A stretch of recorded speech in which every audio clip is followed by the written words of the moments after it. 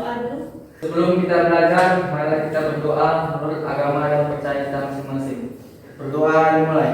Berdoa selesai. Oke, gimana kabarnya? Sehat? Sehat. Siap untuk belajar? Siap. Siapa yang nggak hadir hari ini? Hadir. Alhamdulillah, berarti sehat semua. Kita bisa mengikuti pelajaran seperti biasanya di hari ini. Terus ada yang udah sarapan tadi pagi? Jauh. Ada yang udah sarapan? Jauh. Oke, walaupun di masa pandemi ini kita udah mulai belajar tatap muka, tetap menjalankan protokol kesehatan mulai dari menggunakan Masker. tidak harus keluar rumah, kemudian rajin mencuci tangan di air yang mengalir dan tetap menjaga jarak satu sama lain. Oke, kita lihat dulu yang ini. Tadi pagi ada yang ketemu ini nggak sebelum kalian ke sekolah? Ada. Gambar yang mana yang udah ketemu? Nasi. Nasi, selain nasi? Roti. Yang kalian jumpain waktu di rumah sebelum berangkat ke sekolah? Cuma nasi? Jauh. Roti? Oh, si Siti kayak bule ya, kayak roti pagi-pagi. Terus yang ketemu singkong pagi ini? Nggak Nggak ada. Jagung? Nggak ada. Jadi rata-rata pagi ini sebelum berangkat sekolah ketemunya Nasi. Nah, materi kita pada hari ini berkaitan sama gambar yang ada di sini. Gambarnya ada nasi, ada roti, ada jagung, dan ada singkong. Keempat gambar tersebut adalah bentuk dari makanan pokok atau pangan yang ada di Indonesia. Nah, dari empat ini semuanya ada di tempat kita, tapi tidak menjadi makanan pokok utama kita keempatnya. Yang makanan pokok utama kita adalah nasi. Kita orang Indonesia Barat. Indonesia Barat itu identik dengan makanan pokoknya adalah nasi. Kalau untuk wilayah lain, kalau untuk daerah luar negeri ya, roti. Mereka udah pakai gandum, udah konsumsi gandum. Tapi kalau untuk wilayah lain itu sudah ada makanan pokoknya dari dua bahan berikutnya. Nah, jadi materi kita pada pertemuan kali ini adalah potensi persebaran sumber daya perikanan, pertanian, perkebunan, peternakan untuk ketahanan pangan nasional. Kita lihat video berikut.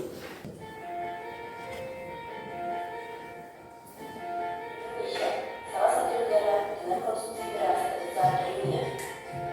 Pemerintah berupaya meningkatkan ketersediaan dan konsumsi pangan dengan diversifikasi pangan. Dengan diversifikasi pangan yang beragam, mendapatkan gizi seimbang, sumber daya manusia sehat, produktif, dan berkualitas. Dengan diversifikasi pangan, dapat mengurangi ketergantungan sumber pangan tertentu dan meningkatkan gizi pangan lainnya sebagai makanan pengganti.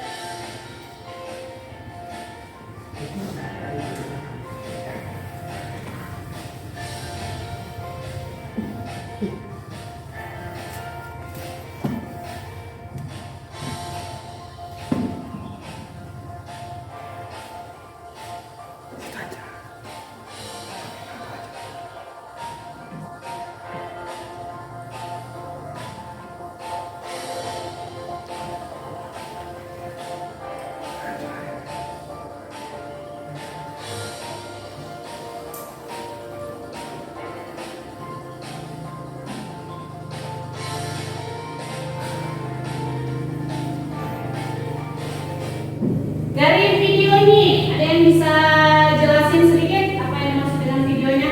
Yang bisa kalian ambil dari videonya. Kita tadi mau bahas tentang ketahanan pangan. Dari video yang baru saja ditampilkan itu udah membahas sedikit tentang ketahanan pangan. Nah, makanan pokok itu sudah mulai diversifikasi, itu artinya dialihkan, dianeka-ragamkan. Artinya kita tidak hanya dianjurkan, selama ini kita hanya mengkonsumsi nasi aja kan, tetapi kita mulai diajarkan untuk bahwa makanan pokok di negara kita itu tidak hanya nasi. Nasi itu punya plus minusnya juga untuk kesehatan, makanya kita diarahkan untuk mencari makanan pengganti. Nah, tadi sudah disampaikan bahwa ada beberapa makanan yang bisa dijadikan makanan pengganti dari nasi. Ini materi kita pada pertemuan hari ini, potensi dan persebaran sumber daya pertanian, perkebunan, perikanan, dan peternakan untuk ketahanan pangan nasional. pelajari itu pertama adalah menganalisis potensi dan persebaran sumber daya pertanian, perkebunan, perikanan dan peternakan untuk ketahanan pangan nasional. Kemudian indikator yang kedua yang akan kita lakukan adalah membuat peta persebaran bahan pangan pengganti nasi yang ada di Indonesia. Kenapa kita harus belajar ini, Bu? Yang pertama, diharapkan setelah pembelajaran ini, diharapkan kalian mampu menganalisis apa saja komponen dari ketahanan pangan. Kemudian kalian mampu menganalisis bagaimana potensi dan persebaran dari sumber daya pertanian, perikanan, peternakan untuk ketahanan pangan nasional, dan kalian mampu menemukanali persebaran bahan pangan pengganti nasi di Indonesia. Itu adalah tujuan yang kita harapkan dapat kita capai pada pembelajaran hari ini. Selanjutnya, metode yang digunakan, kita akan menggunakan PBL atau Problem Based Learning. Artinya kita akan melakukan pembelajaran dengan cara memecahkan suatu masalah dengan menggunakan metodenya. Yang pertama ada diskusi, kemudian ada tanya jawab, penugasan, dan presentasi hasil dari diskusi kalian. Nah, ini adalah materi secara garis besar. Nanti kita akan membahas tentang faktor-faktor ketahanan pangan, kemudian komponen dari ketahanan pangan, terus ada bagaimana upaya peningkatan dari ketahanan pangan, dan bagaimana potensi dan persebaran dari ketahanan pangan itu sendiri. Oke, coba lihat gambar berikut ya. Kira-kira ini gambar apa? Padi. Cuma padi? Sawit. Padi dan sawit. Nah, dari gambar ini apa yang bisa kalian artikan? Kira-kira ada masalah apa sih sama gambar itu? Kok bisa sawitnya di situ? Di sebelah sana sawit itu ada padi lagi atau enggak? Ada. Nah, kira-kira itu apa? Awalnya ini padi atau sawit? Awalnya adalah padi. Padi ini mengalami perubahan fungsi lahan. Kemudian lahan padinya itu mulai digeser menjadi lahan perkebunan sawit. Nah, dari perubahan lahan tersebut, kira-kira apa dampak yang akan kita rasakan? Lahan padinya udah mulai berkurang, orang lebih milih nanam sawit daripada nanam padi. Nah, kalau dikaitkan dengan ketahanan pangan, kira-kira apa yang akan terjadi? Berkurangnya stok beras. Artinya gambar ini menunjukkan masalah, berarti kan satu masalah di mana berkurangnya lahan padi menjadi lahan perkebunan sawit itu akan mengancam ketahanan pangan nasional atau mengancam ketahanan pangan, karena lahan penghasil beras itu sudah mulai berubah menjadi lahan perkebunan kelapa sawit. Dampaknya ya lama-kelamaan pasti akan mengancam ketahanan pangan nasional kita. Ketahanan pangan, apa sih yang dimaksud dengan ketahanan pangan? Ketahanan pangan itu adalah kondisi terpenuhinya pangan bagi negara dari mulai perseorangan sampai tingkat nasional. Artinya seluruh warga yang ada di Indonesia itu terpenuhi kebutuhan pangannya. Tapi nggak cuma jumlahnya aja yang terpenuhi, tapi juga gizinya, mutunya, dan kualitasnya itu semua terpenuhi. Nah, itu dimaksud dengan ketahanan pangan. Komponen ketahanan pangan yang pertama itu ada ketersediaan, kemudian stabilitas, kemudian keterjangkauan, dan yang terakhir adalah kualitas. Lanjut, faktor ketahanan pangan. Yang pertama ada lahan, yang kedua ada iklim dan cuaca, yang berikutnya ada teknologi, infrastruktur. Nah, bagaimana upaya peningkatan ketahanan pangan? Upaya peningkatan ketahanan pangan yang dapat dilakukan, yang pertama adalah pengembangan kapasitas produksi pangan nasional, kemudian peningkatan pemberdayaan dan partisipasi masyarakat menuju terwujudnya ketahanan pangan rumah tangga serta perilaku sadar diri. Kemudian ada pengembangan agribisnis pangan yang berdaya saing, berkerakyatan, berkelanjutan, dan tersentralisasi. Kemudian potensi dan sebaran pertanian Indonesia untuk ketahanan pangan. Indonesia merupakan negara agraris, memiliki potensi besar dan sumber daya alam yang melimpah untuk produk pertanian. Kemudian kita masuk ke potensi dan sebaran perkebunan Indonesia untuk ketahanan pangan nasional.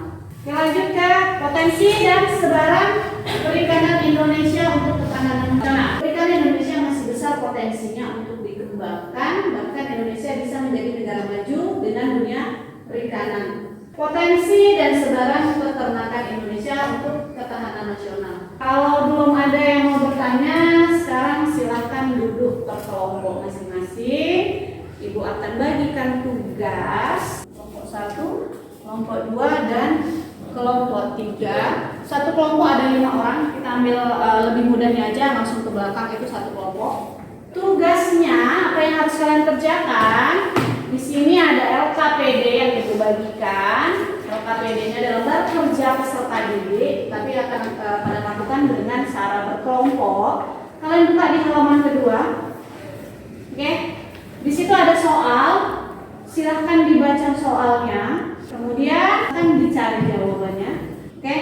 Jadi nanti yang sudah kalian dapatkan, kalian pindahkan, kalian tunjukkan di dalam peta tersebut. Ya, setelah dapat jawabannya, kalian tuliskan. Itu kan di situ suruh mencari nama-nama daerah.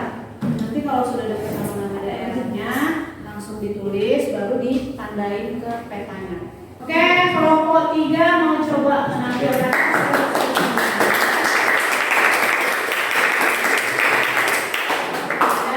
Assalamualaikum warahmatullahi wabarakatuh. Waalaikumsalam warahmatullahi wabarakatuh. Perkenalkan, nama saya Siti Abdullah, saya perwakilan dari kelompok 3. Di sini kami akan menjelaskan apa yang kami diskusikan tadi tentang makanan pokok pengganti nasi. Makanan pengganti nasi bagi kami yaitu pertama ada sagu yang berasal dari Provinsi Maluku dan Papua. Kedua ada jagung dari Madura, Nusa Tenggara Timur, Sulawesi dan Jawa Tengah. Ketiga ada singkong. Singkong ini terdapat di seluruh Indonesia. Yang keempat ada ubi jalar, terdapat di Provinsi Papua dan Maluku. Jelai, Provinsi Jawa Timur. Sorghum, Nusa Tenggara. Kentang, Jawa Barat. Talas, Bogor. Jewawut, Asia Timur. Di mana letak sorghum, yaitu di Nusa Tenggara Timur. Dan juga sagu yang berasal dari Provinsi Papua. Gimana?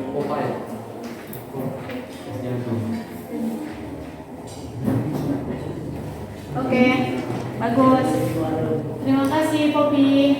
Sekian presentasi saya akhiri. Wassalamualaikum warahmatullahi wabarakatuh. Waalaikumsalam. Ketahanan pangan adalah ketersediaan pangan dan kemampuan seseorang untuk mengaksesnya. Sebuah rumah tangga dikatakan memiliki ketahanan pangan apabila semua penghuninya tidak berada dalam kondisi dihantui kelaparan. Ketersediaan, kemudian stabilitas, keterjangkauan, kualitas. Oke, good. Kemudian faktor yang mempengaruhi ketahanan pangan. Iklim dan cuaca ini berpengaruh pada ketahanan pangan. Terus infrastruktur, teknologi. Oke, berarti ingat ya apa-apa aja. Dia kalau yang dimaksud dengan ketahanan pangan itu apa? Udah tahu ya.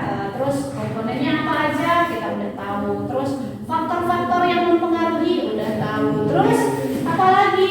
Bagaimana potensi dan persebaran sumber daya perikanan? Terus ada sumber daya pertanian, peternakan. Terus apalagi sumber daya yang dapat memenuhi kebutuhan ketahanan pangan Indonesia. Kita semua udah tahu. Kalian sudah tahu di mana tempatnya dan kalian sudah mengetahui apa saja jenisnya.